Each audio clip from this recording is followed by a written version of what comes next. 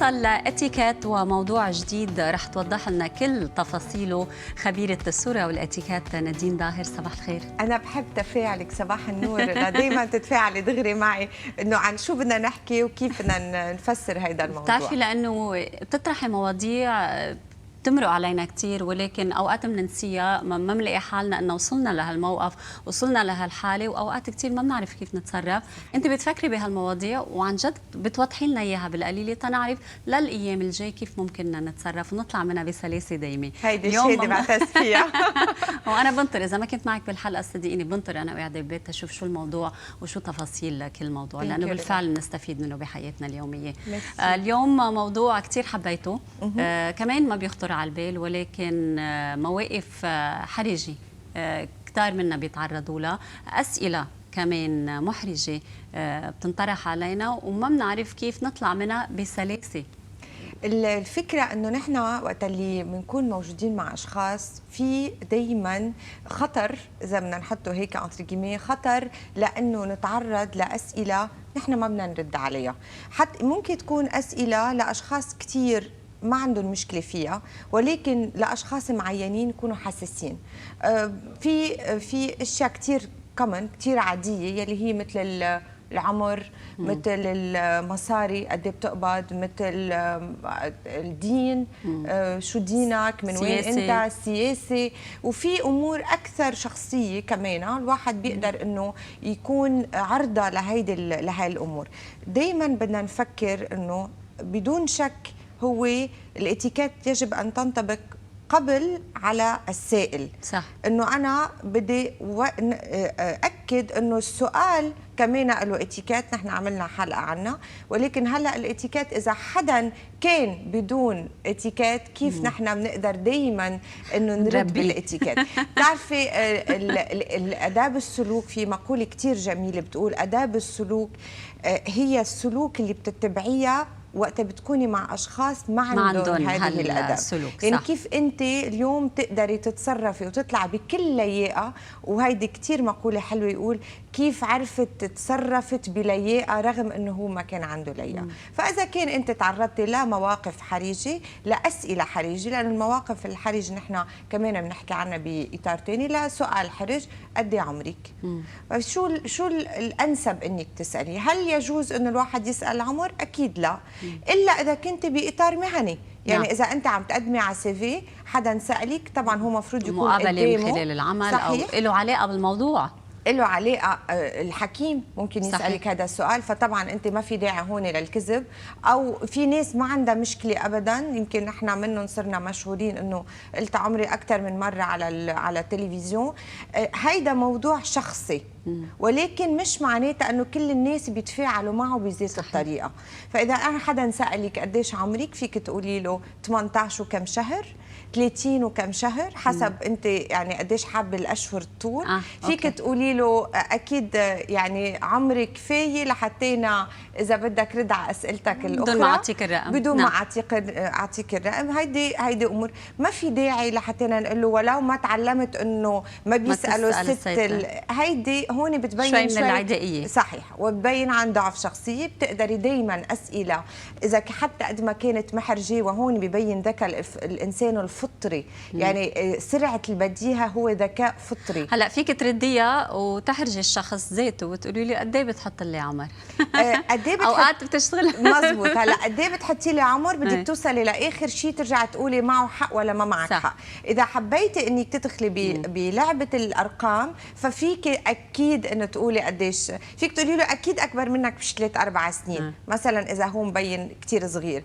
هلا في اشخاص فعلا بيكون عندهم حشريه، تقدري بنهايه الحديث تقولي له انا بفضل هيدي المعلومه اني ما لحتىنا ما اضطر كذب، بفضل هيدي المعلومه احتفظ فيها لنفسي. هلا في ناس بتصير تعمل حسابات، وانا هي دائما بيعملوها معي، قد ايه عمره ابنك؟ ولا عندك 19 20 سنه، ليه مش مبين عليكي؟ فدائما الناس عندها فضول انه تعرف اكثر. في ناس كمان بتحب تكبر عمرها، وذلك لاسباب مهنيه. يعني مثلا في اشخاص ببينوا كثير عليهم انهم صغار، ولكن هن فعلا يعني عندهم مراكز متقدمه، فهون بيلعبوا بشكل عكسي، بيعملوا العكس على موضوع حالهم. العمر. هلا في عندك اسئله اخرى مثل اسئله يلي بقديه جبتيها ومن وين جبتيه وشو اللي هيدا شو ماركته اللي لبستيه. طبعا كلنا بنتعرض لهذا الموضوع. امرار كثير الناس بتنحرج ايجابيا وامراض تنحرج سلبيا. نعم. يعني بتنحرجي سلبيا اذا كان انت تنقول لابسه شيء كثير غالي وانت ما حابه تقولي للشخص الاخر، صحيح. لما يبين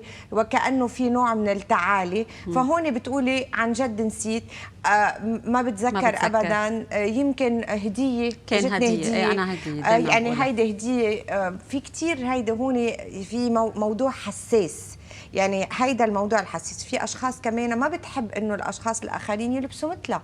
صحيح. يعني انت ما في داعي انك، وفي ناس ما عندها مشكله ابدا انها تقول هيدا جبته من محل فلان ب 20,000 100,000 شو اللي هن. ولكن السؤال بحد ذاته نادين هو صحيح. مش محله. نحن قلنا بالاساس انه هي اسئله محرجه، يعني انت فيك تؤدي على اعجابك بالغرض، واذا الشخص هو حاب يتبرع المعلومات، ولا انا جبته من فلان بسعر كثير منيح، هو بيتبرع المعلومات. الفكره انه نحن لو كنا كلياتنا بالاتيكيت يمكن انا ما بقى عندي شغل، بقعد بالبيت بعمل شيء ثاني بنشر. الفكره انه نحن نتعرض الى كثير من المواقف يلي بحاجه فيها انه نحن نضوي عليها. هلا في ثقافات مختلفه، وهون كمان بحب اقول انه في ثقافات بتعتبر اذا كان انت لم تفصحي او افصحتي عن معلومه معينه ممكن انها تكون بالعكس سلبيه منا ايجابيه، اما اذا لم تفصحي عنها فبتكون ايجابيه. فهيدي خاصه كمان بالعادات والتقاليد. انا خليني اعتبر انه نحن عم نحكي على لبنان والدول المحيطه اللي قريبه ثقافتنا لثقافتنا، بتشبهنا، لانه في كثير اسئله ممكن انها تكون طبيعيه. رح اعطيكي مثل.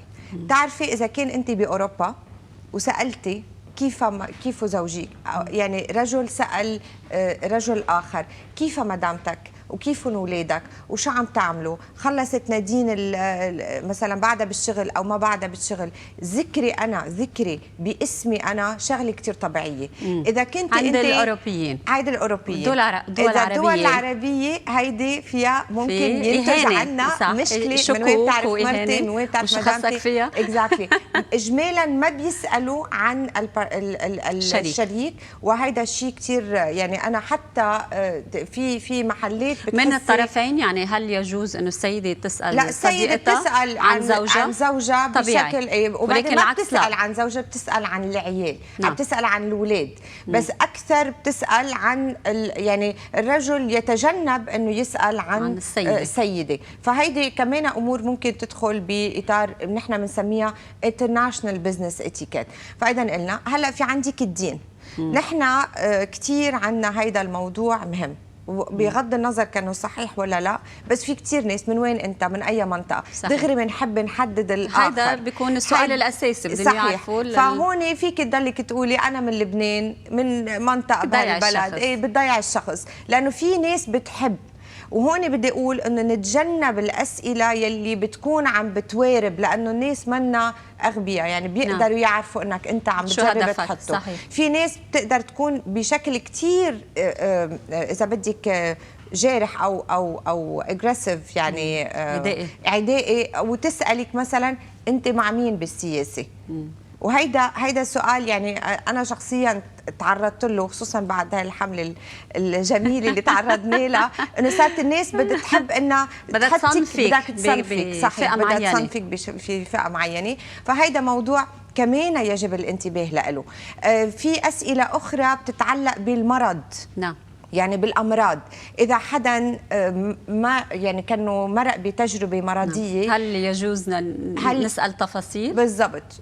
هيدي اكيد ما فينا الا اذا الشخص هو حكي عن الاكسبيرينس. انا عندي شغله ثانيه، انه انا عندي اصبع تعرض مقطوش صغير. ايه بحبه كثير كمان. انا ولا مره شفت. اي صحيح. وهيدا كانت حادثه انا وصغيره كثير. أي. فكثير ناس صح اذا لاحظنا هيك كثير ناس تسالني، والاطفال بشكل خاص، بس في كثير ناس امرار كثير بشوفها بتطلع فيه بضلها عم بتركز. يجب ان نسال نادين. هلا كوني انا ما عندي مشكله، بس اكيد ما بنقدر ابدا نسال عن اي اعاقه. نعم لو سمحتوا ابدا. المعوق شو ما كانت اعاقته ما بنسال عن اعاقته الا اذا هو حب يحكي عن هالتجربه. ما فينا، لانه هيك بنكون عم ننزل الشخص الى اعاقته، يعني عم نحده باعاقته. اذا انا موجوده مع حدا معوق حركيا، بصريا، سمعيا، شو ما كان، بحكي معه بشكل كثير عادي وطبيعي. واذا هو حب يحكي عن تجربته بيقدر يحكي عنها، اذا ما حب يحكي عنها ما إلي حق اطلاقا اني انا احكي عن هذا الموضوع. اذا حدا من عائلتك انت تعرض لمرض وانت حابه تسالي شخص اخر، تساليه كانه بتسمح لي اني اسالك عن هذا الموضوع. شاركنا تجربته كوننا نحن عم نعيش نفس التجربه. هلا مثلا الحمل، كثير سيدات وقتها بيقعدوا بيحكوا عن الحمل بشكل كثير اسهل، بس نحن ما بنقدر ندخل بتفاصيل كثيره. شكرا نادين ظاهر لهالمعلومات. بيتجدد موعدنا معك بعد كم يوم بفتكر ان الله رد 3، ونطرح الموضوع اللي حكينا عنه تحت الهواء لانه ما بقى معنا وقت. اكيد. وقفه مشاهدينا، ومنتابع حلقتنا لليوم مع رانديفو بعد هالوقفه القصيره.